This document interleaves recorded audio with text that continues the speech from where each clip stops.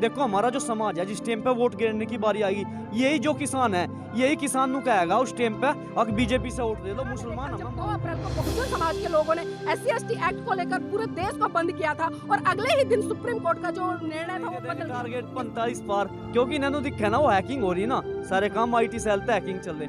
और रही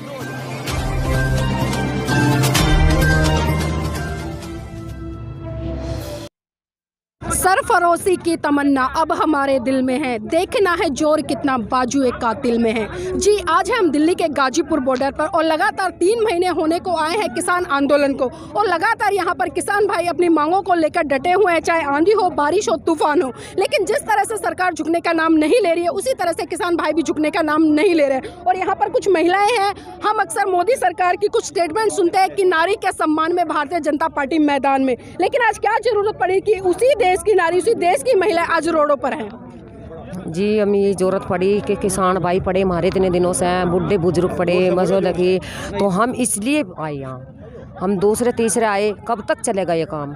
3 महीने हो गए हमारे किसान भाइयों को, साजत भी होगी और घर भी हमें परेशानी है। यहाँ भी हमारे बुजुर्ग पड़े, बच्चे भी हैं हमारे, छोटे भी है, बड़े भी हैं, सब पड़े। हमारे किसान भाइयों को कितनी परेशानी है, हमें परेशानी है। जंगल बार में हमें अकेलों में जाने में आने में दिक्कत है। हमारे गेहूँ भी खड़े, कोई कोर नहीं आ रही, छोल भी है हमारा, गन्ना नहीं जा रहा खेत में, तो हमें बताओ कितनी परेशानी है। ये काले कानून वो आपसे ले लो और हम उनका पीछा छोड़ देंगे, वे हमारा छोड़ दो। जी इस तरह से लगातार 3 महीने हो गए हैं और आप भी लगातार अपनी बात को मुखर रूप से रखते आए हैं सोशल मीडिया के माध्यम से, तो किस तरह से देख रहे हैं कि सरकार झुकेगी या किसान? वो क्या कर रहा है, हटियोग है, एक तो राजयोग हो गया, एक हटियोग हो रहा है, एक बालक हटोक रहा है, एक घोड़ा हटोक रहा है। सरकार हो रही है हटियोग पे और किसान भी हटियोग पे। ये भी एक अधिकता तूफान आंधी बतावा, मेरी तो छठी में लिख रही, देखो सर्दी गर्मी है तो चलता रहा किसान के साथ। सरकार क्यों नहीं लेना चाहती? सरकार पर WTO का दबाव है, वर्ल्ड ट्रेड ऑर्गेनाइजेशन, विश्व व्यापार संगठन का, क्योंकि सरकार का ये कहना है, उनका ये कहना है इनको बंधवा मजदूर बनाओ, क्योंकि जिस टाइम हमारा किसान खुशहाल हो जाएगा। राजीव दीक्षित ये कह रहा था, ना तो कांग्रेस करना चाहती है हमारा, ना बीजेपी, क्योंकि किसान खुशहाल होगा तो फिर तो बाहर से फैक्ट्री वगैरह तो नहीं आने की, इसलिए हमें बंधवा मजदूर बनाने की तैयारी में। जब ये देखिए हम जमीन पे हमारी डोल वगैरह कोई काट ले, जब हम उस पर गोली कट्टे लड़ाई झगड़ा कर दे, हम अपनी जमीन जाने देंगे? ये देश शहीद भगत सिंह, सुखदेव, राजगुरु, ये देश रानी लक्ष्मीबाई का है, तो हम कैसे इस सरकार को लेंगे? और गद्दी रही सदा गद्दी मोदी पे भी रहती, बदलती रहेगी, इसमें घमंड है, कोई बात नहीं, रावण का भी नहीं रहा घमंड तो।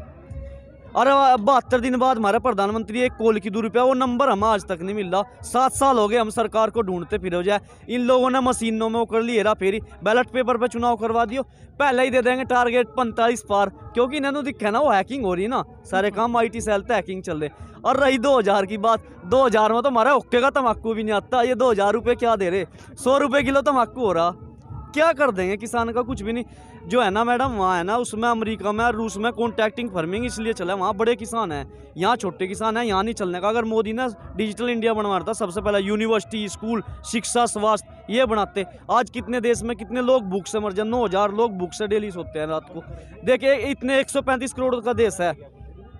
लेकिन सोचने वाली बात यह है कि देखिए जमीन किसानों की, फसल किसानों की, बीज किसानों का, पानी किसानों का और मेहनत किसानों की, तो फिर सरकार क्या, इसमें सरकार का क्या हस्तक्षेप बनता है कि वो एक तरह से कॉन्ट्रैक्ट फार्मिंग का जो कॉन्सेप्ट लेकर आए? इसमें सरकार का ये बनता है, आप ये बताओ, अब हमारी फसल है, हम अपनी मर्जी से देवा, मिल जाए कहीं भी गन्ना गिर जाए, उसमें पहले ही कॉन्ट्रैक्टिंग फार्मिंग में एक आलू है, आलू आप कंपनी हो, मैं किसान हूँ, हमारा आपका होगा कॉन्ट्रैक्टिंग फार्मिंग होगी, तो आप उसी साइज के आलू लेंगे, हम तो चोर हो जाएंगे अगर अपनी फसल में से भी कोई नहीं कह रहा था। अगर कुछ रोड़ा वगैरह होता है, झगड़ा वगैरह, ये कॉन्ट्रैक्टिंग फार्मिंग पे क्या करोगे आप? हम पे लोन भी लोगे जमीन पे किसान की, जब आपने फायदा दिखेगा तो आप उसको ले लोगे, अगर नुकसान दिखा तो आप छोड़कर भाग जाएंगे ना। हमें क्या रखा, उसमें SDM कोर्ट में जाना चाहिए।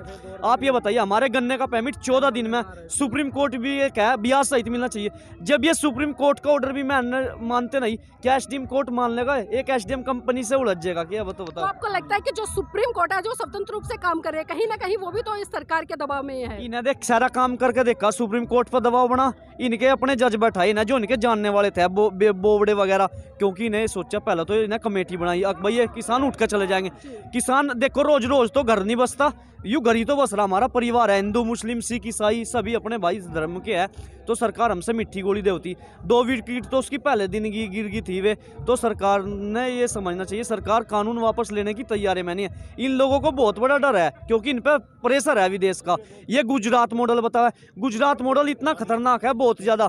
एक दोस्त है मेरा वहाँ का, पंजाब का, उन्हें 30 बीघे ज़मीन ली वहाँ, SDM ने वो करवा लिया बैनामा वगैरह, DM से कह गया, बाद में जिस टाइम दाखिल खारिज का नंबर आता है, ज़मीन नाम होती है, वह दाखिल खारिज ही नहीं कटी। उसने आज तक बेचारे ने इतना लॉस होगा, कच्च में ली थी, वहाँ लोन भी ले सकता उस ज़मीन पर। देखिए, जिस तरह से हम लगातार 7 साल से इस सरकार को देख रहे हैं, हमने देखा था कि 2019 में NRC का मुद्दा आया, वो मुद्दा भी लॉकडाउन के तहत कहीं ना कहीं रफा दफा कर दिया गया, लेकिन सरकार ने उन बिलों को वापस नहीं लिया। इसी तरह से जो किसानों का ये बिल है, कृषि कानून बिल, इसको भी सरकार वापस लेने का नाम नहीं ले रही है। लेकिन वही हमने 2018 में देखा, जब 2 अप्रैल को बहुजन समाज के लोगों ने SC/ST एक्ट को लेकर पूरे देश को बंद किया था और अगले ही दिन सुप्रीम कोर्ट का जो निर्णय था वो बदल गया था। तो किस तरह से देख रहे हैं भाई? देखो, उन्हें लगा अगर ये क्या सोच रही है सरकार, SC/ST निर्णय मतलब पूरे देश में SC/ST समाज है, उन्हें पूरे देश में दबाव बना।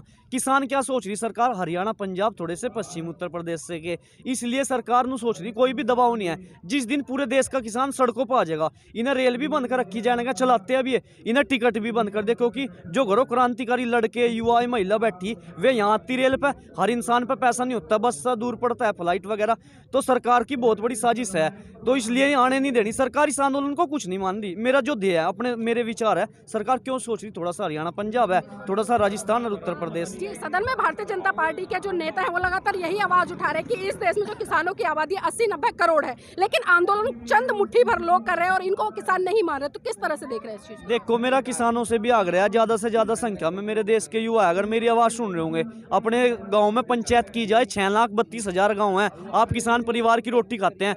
आप जैसे आंदोलन को मजबूत करेंगे, जैसे हमारा पंचायत चली जगह जगह पश्चिमी उत्तर प्रदेश में, हर देश में, तो अभी किसान भी सही, बिल्कुल सही व्यवस्था। क्योंकि जो बीजेपी के भगत है ना, उन लोगों को तो यही समझाया जा रहा है कि भाई कानून अच्छा है, अच्छे है। टीवी पे जो नेशनल मीडिया दिखा रही, आप लोग देखो, हर इंसान पर मोबाइल भी नहीं है, यूट्यूब के माध्यम से दिख रहे।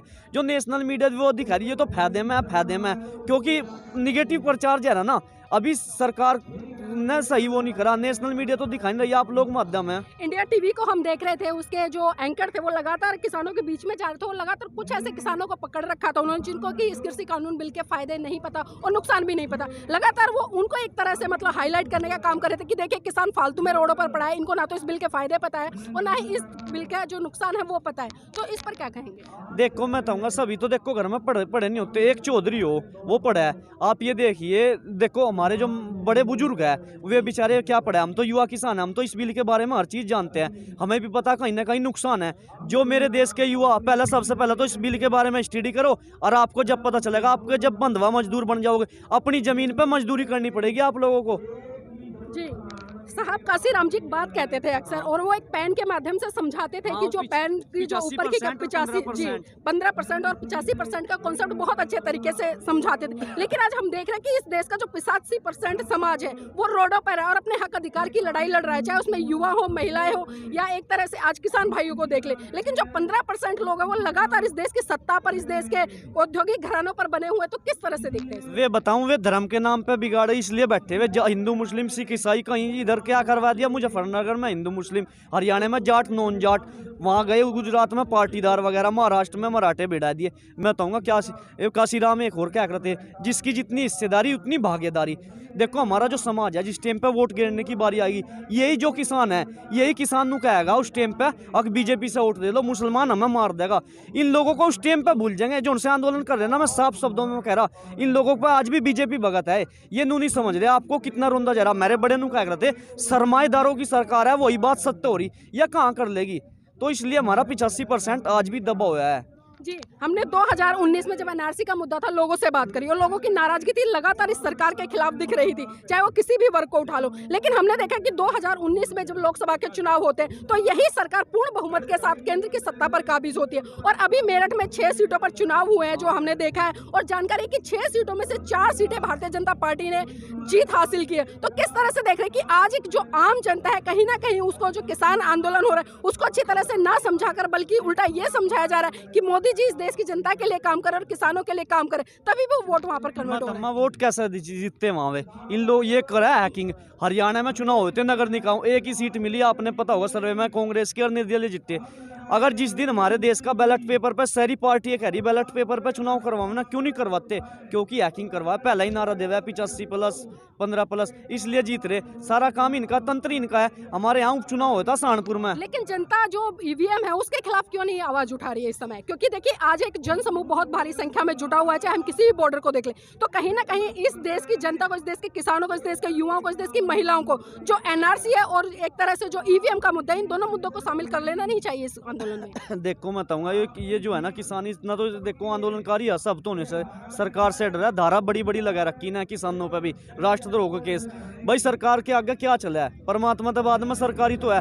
जीव इनके जी माओगी, जीव स्टेम जेल भरो, आंदोलन कर देंगे, इसलिए इनके आगे कोई खिलाफत नहीं करता। रही कोरोना वायरस, इन्हें देश लुटा कोरोना वायरस ने। क्या काम करा प्रधानमंत्री ने? पीएम केयर फंड बना के, क्योंकि उन्होंने देखा प्रधानमंत्री जो राहत कोष है उसमें पूर्व राष्ट्रीय अध्यक्ष के साइन होगा जब पैसा निकला है, क्योंकि सोनिया गांधी साइन करती, इन्हें अपना अलग ही बना लेता सिस्टम, पहले ही लूटना स्टार्ट कर देता। ये राम मंदिर के नाम पर लूट रहे। अरे राम मंदिर अच्छी बात है, बना रहे आप, हम सम्मान करें, पर जो किसान है इसको तो भूखा न रहने दे, जिस देश की जनता भूखी है। लेकिन आज जब इस देश में अच्छे अस्पतालों की जरूरत है, अच्छी शिक्षा की जरूरत है, उस समय क्या जरूरत है कि सरकार को, क्योंकि किसी भी सरकार का काम मंदिर बनाना नहीं होता, लेकिन हम लगातार देख रहे हैं कि भारतीय जनता पार्टी जब से सत्ता में है वो लगातार मंदिरों के निर्माण में और हर राज्य में जो एक नामकरण हो रहा है, नामों को बदलने का काम किया जा रहा है, तो इस पर ज्यादा जोर दे रही है। देश के लिए शिक्षा का अच्छा स्तर उपयुक्त नहीं करा पा रही है, इस देश के लोगों को रोजगार नहीं उपयुक्त करा रही है, तो क्या कारण है इसका? भाई देखो, तो उनके मुद्दे में होगा राम मंदिर बनाना, हम उससे तो देख कुछ नहीं कह सकते। भाई सरकार से एक गुजारिश है, पहले तो शिक्षा, स्वास्थ्य, यूनिवर्सिटी वगैरह स्कूल बनाती। जो हमारे ग्रामीण क्षेत्र है बहुत ज़्यादा आज भी हमारे पूरे देश में बहुत पिछड़ी हुई है, उसमें स्कूल खोलती, यूनिवर्सिटी खोलती, अस्पताल खोलती। भाई वहाँ से तो हमारा देश डेवलपमेंट होता। डिजिटल इंडिया क्या है मोदी, यहाँ आज तक भी डिजिटल इंडिया यहाँ 80 साल भी नहीं चलने का, क्योंकि लोग शिक्षित होंगे जब तो देश आगे बढ़ेगा। जब शिक्षित ही नहीं होगा कैसा बढ़ जाएगा? जी, डॉक्टर अंबेडकर एक बात कहा करते थे कि शिक्षा शेरनी का वो दूध है जिसको जो जितना पिएगा उतना दहाड़ेगा। लेकिन आज हम देख रहे हैं कि शिक्षित भी हो रहे हैं लोग कहीं ना कहीं, लेकिन जागरूकता की कमी बहुत ज्यादा है। क्या अपना चैनल, आपका चैनल, समाज का चैनल, देश का चैनल NB News 24/7 को आप लाइक करें, सब्सक्राइब करें और ज्यादा से ज्यादा इसकी वीडियो को शेयर करें, ताकि हर खबर को मैं आप तक आसानी से पहुंचा